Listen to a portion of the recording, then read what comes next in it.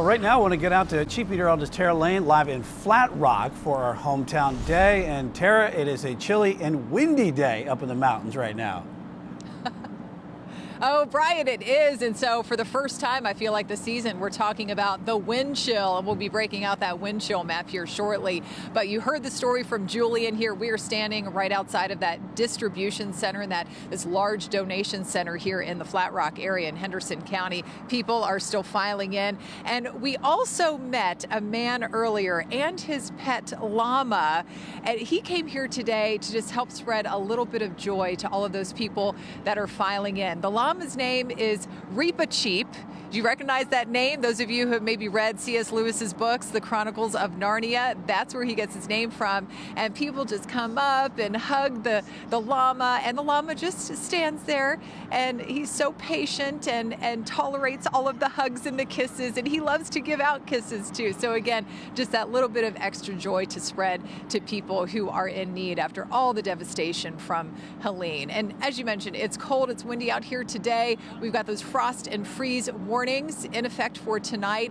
And just a reminder here, since we're standing in the Hendersonville area, how much rain this area received. Close to 22 inches as we take a look at just some of the sampling of those rainfall totals. We showed you this a couple of weeks ago, and places like Spruce Pine, and we were talking about Busick, North Carolina, 20 to 30 plus inches of rain. And on top of that, we had some of those intense wind gusts, 50 to even as high as 70, 80 miles per hour on some of those higher elevations. And so just did all this damage. But thankfully here today, and really for the rest of the past couple of weeks, they've enjoyed some nice weather and perfect conditions for all of this cleanup and recovery. We check out current conditions right now in the Hendersonville area. And again, it's chilly, it's blustery. Just a reminder, we still have some of those scattered power outages there, especially over the western part of the state. And so there are still people without power, plenty of people down through parts of South Carolina too, in this cold situation. We've got 51 in this part of Henderson County, and notice that sustained northwest wind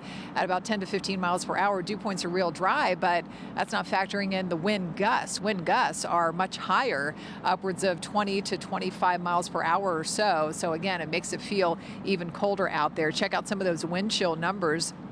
And this is what it feels like when that wind picks up. It feels like it's in, the 30s, especially in the higher elevations, 50s, close to 60. Not as much of a wind chill issue outside of the Piedmont there. And so we check out clouds and radar, and everything is cleared out. So we had that bout of snow in the high country last night, added up to about 1 to 2 inches in those higher elevations, a little bit of rain outside the mountains. Now we've got cold, high pressure settling in. Temperatures right now, area wide, are sitting again in the 50s. We're only around 60 degrees down through the Piedmont, east out toward the Sandhills, so cooler than yesterday, and lower 40s up in the mountains. As I mentioned, frost and freeze alerts coming up for tonight with the freeze warning in effect, where you see the dark purple, including here in the Flat Rock and Hendersonville area, and frost advisory across the Piedmont down into South Carolina. So if you do still have some outside plants, sensitive vegetation, you want to protect them before bed tonight. This is how cold it's going to be come tomorrow morning. We've got those lows that will end up in the 20s up in the mountains, and then 30s, mid to upper 30s in most other cases. However, still with a lingering breeze, it's going to feel like it's dropping into the upper teens and some of those higher elevations. And speaking of, so that low 37,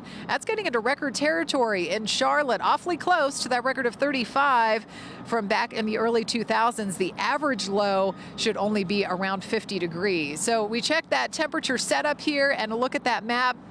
And we've got that low pressure to the north and then high pressure to the west. And yeah, that is keeping that cooler flow in place. And so tomorrow we're back to blazing sunshine, and temperatures will still be running below normal, about 10 degrees below normal for this time of the year. The high for tomorrow, about mid 60s, and the wind, thankfully, will be settling a little bit. The mountain forecast, let's check that out over the next 5 days. And again, staying cold for tonight, obviously, and even into tomorrow. However, nice sight to see.